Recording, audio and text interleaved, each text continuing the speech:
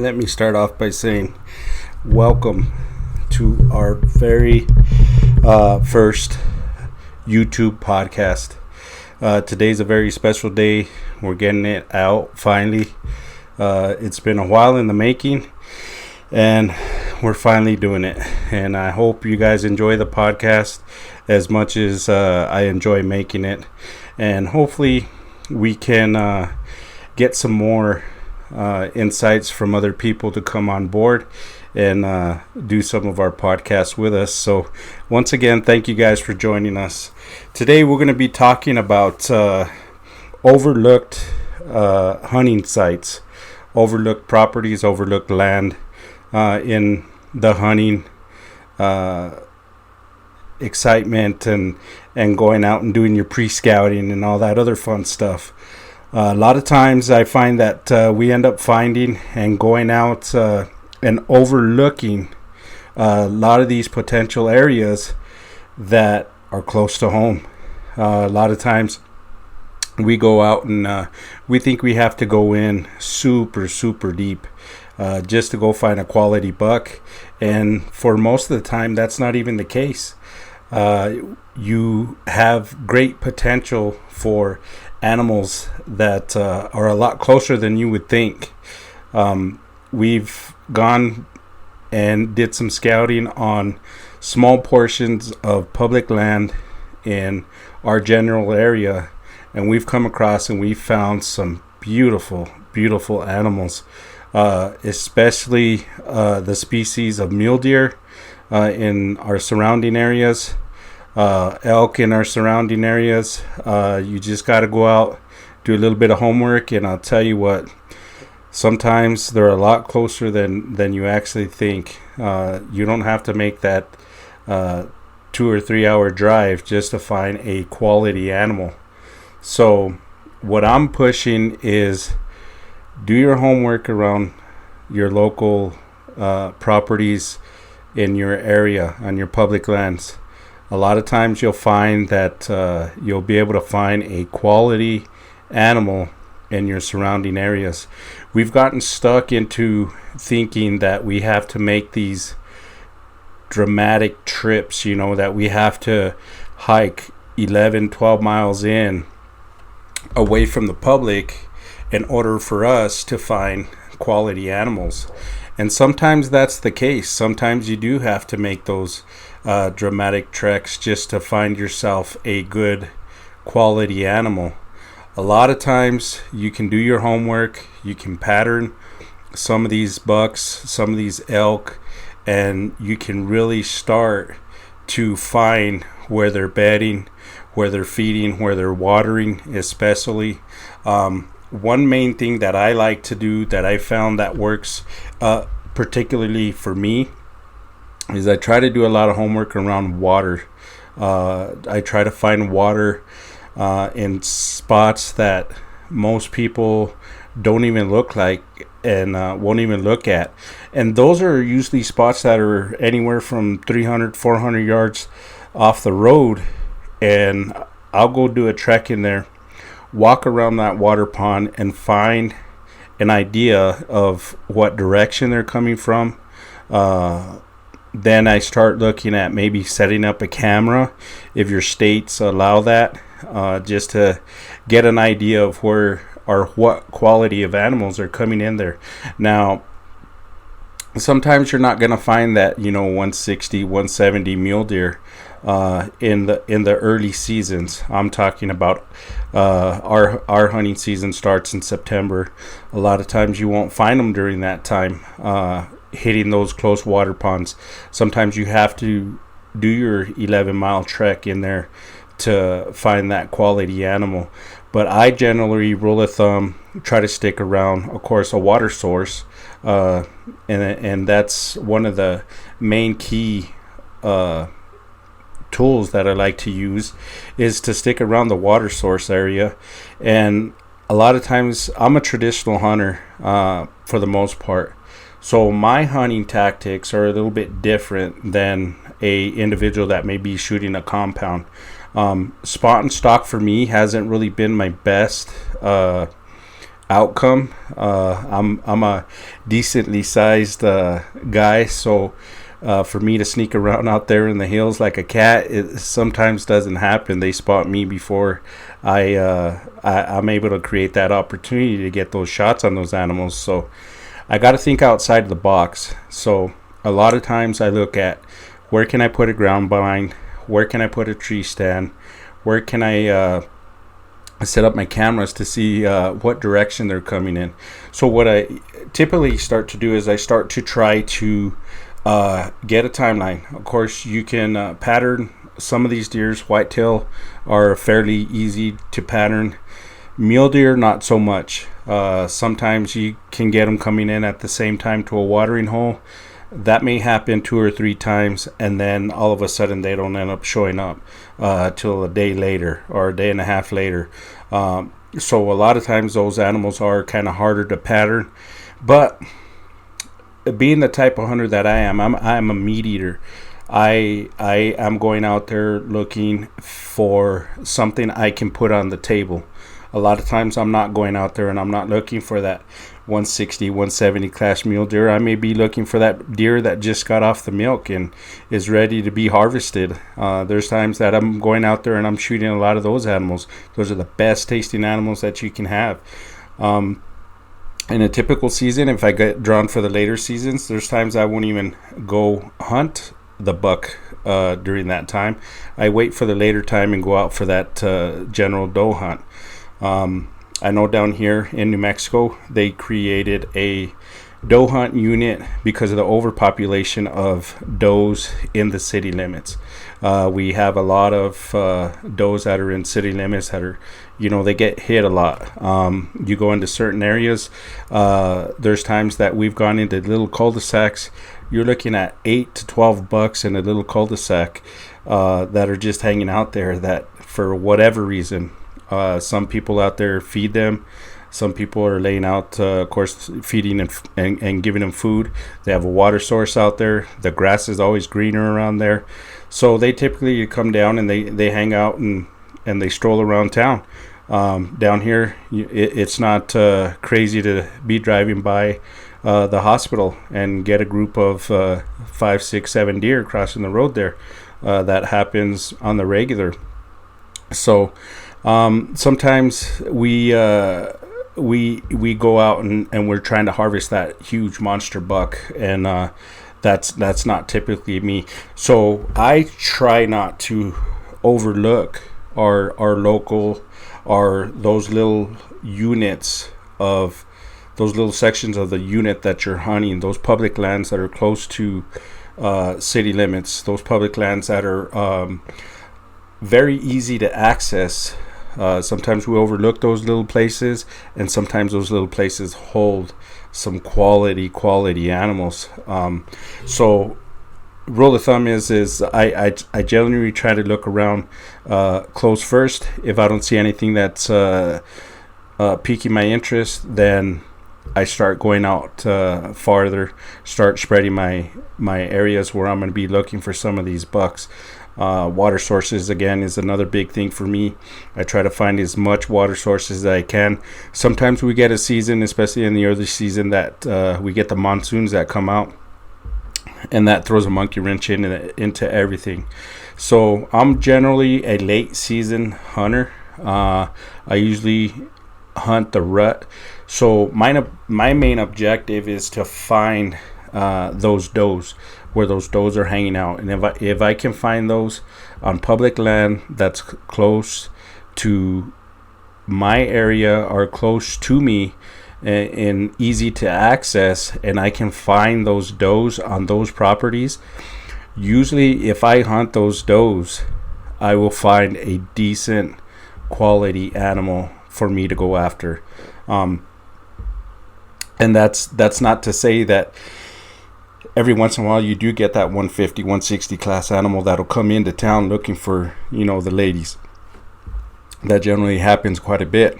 So don't pass up on those opportunities to go and do your searching around and close to home and close to the highways, because generally those animals, they're just like anything else. If they got easy food source, they got water, and they got a good bedding, and they got a good cover, predators aren't a huge thing for them. They will stick around town.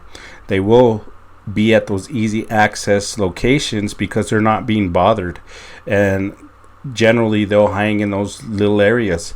Now, some of these bigger animals, let's say for the mule deers, for instance, you get some of these heavy horned, big bodied mule deers that like to hang out in those steep, ugly canyons that nobody wants to go into. Now, those guys are a gem. If you're that type of hunter that doesn't mind traveling in those directions and having to hike those 11 miles to get into that deep canyon where you're going to find that 160 to 200 class mule deer, then that's awesome. That is definitely something that a lot of people enjoy to do. I'm an opportunist hunter. I like to find something that is going to give me the best opportunity to fill my tag. So if I can hunt public land, easy access public land, then generally that's where I'm going to go to. Not because I don't want to do those treks. I enjoy those treks. I enjoy that portion of the outdoors as well. But if I have the best opportunity to fill my tag at a local public land, easy access area, then that's usually the place that I'm going to head to first.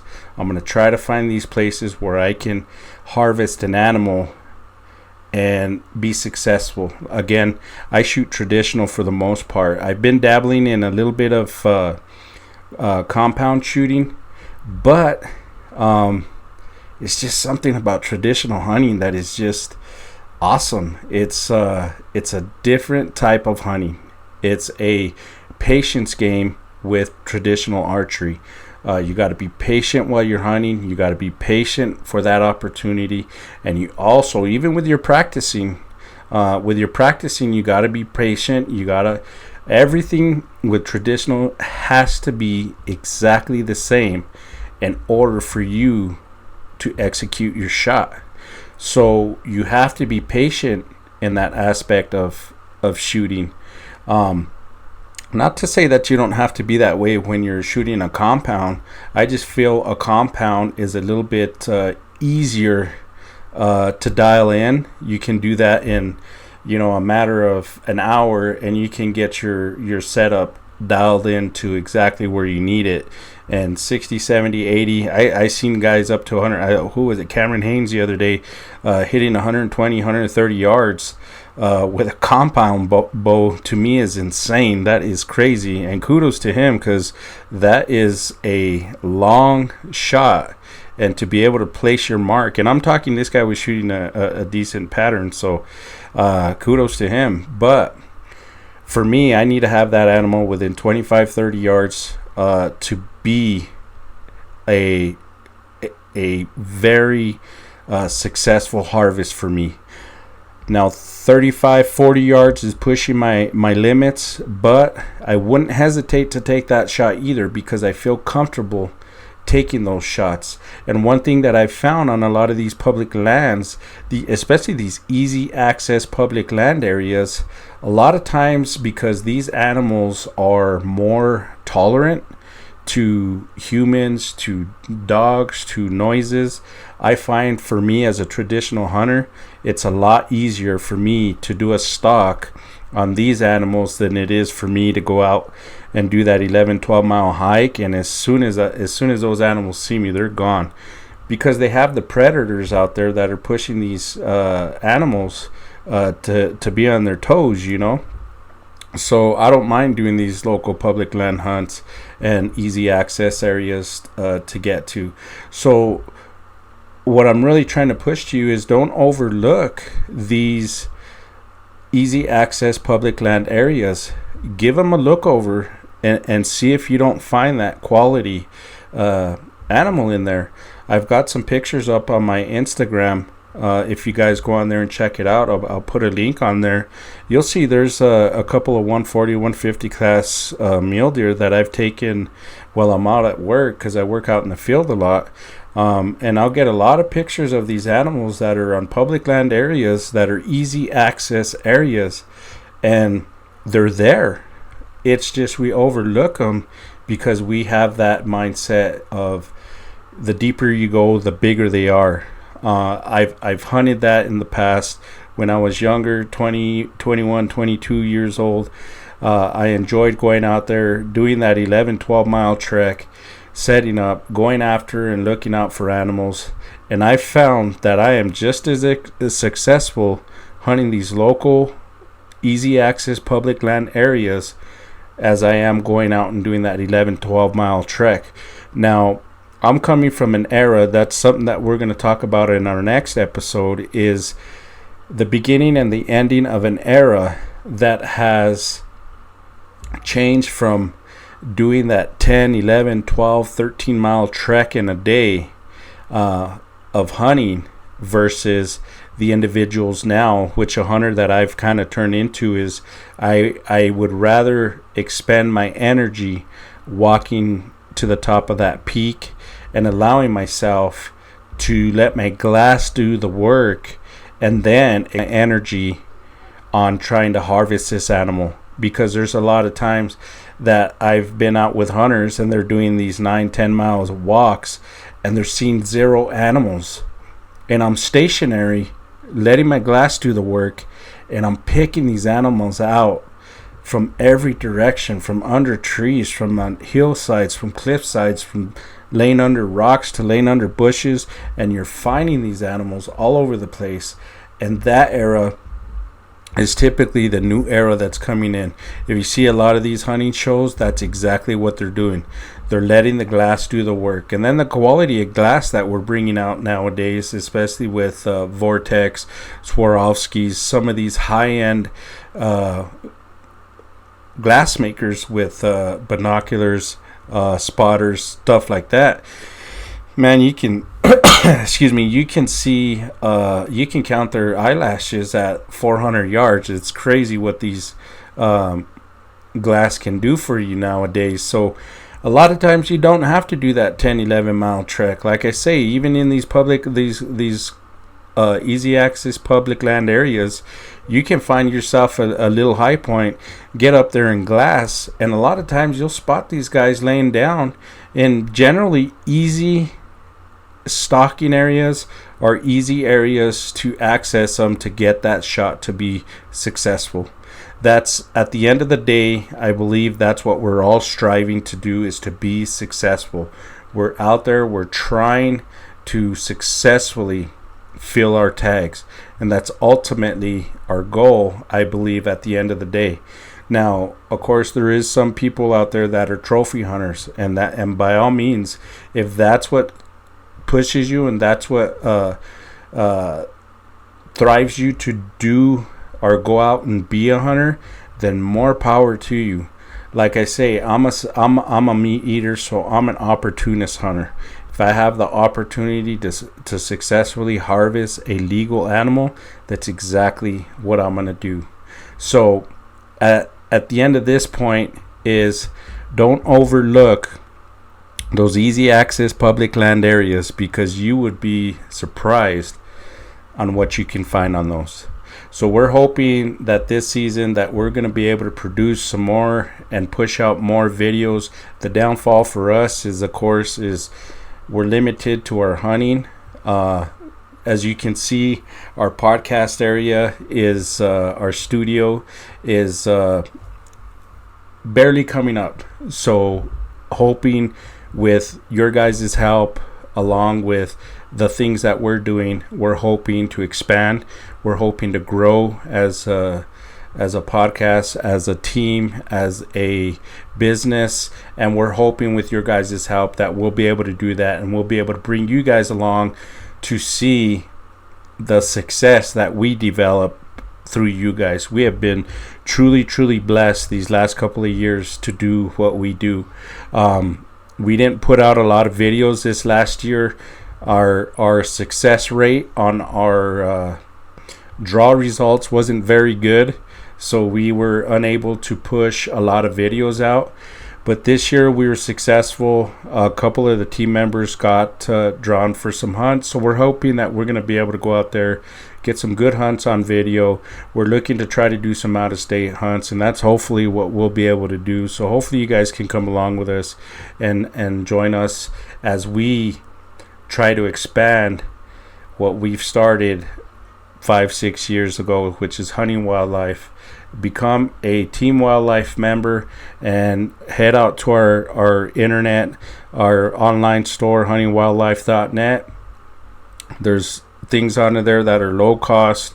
Everything that I put out is great quality, but I try to put it out for the hunter, for the blue collar worker, the individual that goes out there and busts his butt every day to make this world or this country run the way it should. But I also wanted to make good quality, affordable apparel for you guys to enjoy. And again, I thank you guys from the bottom of my heart for supporting us and helping us to grow in these last couple of years that we've been out. So again, we'd like to thank you guys for that. Don't forget to join us on our next podcast. We're going to be trying to push out at least an episode a week, if not more. So you guys be sure and hit the subscribe button down on bottom and hit that like button, hit the bell notification. And if you can, please leave us comments on our videos and things that you would want to see us to either put on our podcast or things that we can do that may help you guys to better yourselves as hunters. We're going to start trying to do our videos for tip of the week and stuff like that. Like I say, I do more of the traditional stuff, so we're going to try to pull some team members to do more of the compound stuff, the rifle stuff, and hopefully the tips that we give you guys will help you guys to be more successful hunters, and you guys are able to go out there and harvest the animals that you are thriving and the animals that you're going after. So once again, thank you guys for joining us here on Hunting Wildlife Podcast, and we'll see you guys next week. And next week's going to be an awesome one, so you guys stay tuned. We'll see you guys next time, and you guys have an amazing, blessed week, and blessings to each and every one of you guys. Thank you guys.